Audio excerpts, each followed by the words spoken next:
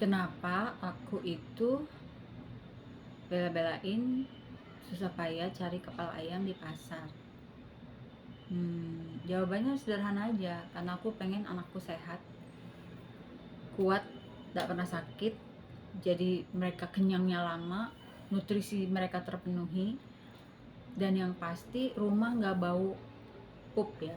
Karena kalau makan alami itu kucing pupnya itu nggak terlalu nyegar, nggak terlalu bau seperti kalau kalian kasih makan dry food. Jadi ada banyak alasan yang menguatkan aku untuk terus memberikan makan alami buat kucing-kucingku. Kalaupun dikasih makan dry food, pada saat tertentu mereka harus ditinggalkan. Masalahnya mereka tuh dimuntahin, makanan dry foodnya dimuntahin sama mereka. Jadi tetap aja repotnya pada saat harus ditinggalin itu, karena pada saat persediaan kurang, nah itu benar-benar harus hunting dulu kepala ayam, dan kepala ayam itu makin kesini tuh makin susah nyarinya guys gitu loh. Kadang udah keduluan sama langganan yang lain gitu, tapi semua susah payah itu kebayar ketika melihat kucing-kucingku badannya bagus, badannya tuh berat, nggak enteng-enteng guys, berat, badannya tuh pepel, berat gitu. Jadi berat badannya tuh ideal, tapi dia tidak kegemukan, tidak obesitas, jadi badannya tuh mantep gitu loh. Dan yang pasti jauh dari masalah-masalah seperti kerusakan ginjal atau infeksi saluran kemih, dan misalnya kanker, diabetes, itu jauh guys dari penyakit-penyakit mematikan seperti itu.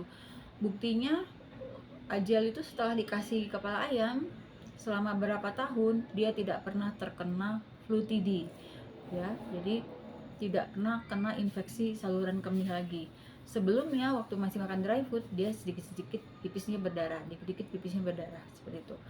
Jadi mulai sekarang aku anjurkan teman-teman untuk ganti makanan alami ya, supaya kucingnya jauh lebih sehat gitu. Ini berdasarkan pengalaman aku dan udah membandingkan juga, dan berdasarkan literatur yang aku baca betapa bahayanya dry food itu. Jadi ada, kalau kalian tahu, ada dokter hewan yang sudah tidak menganjurkan menggunakan dry food.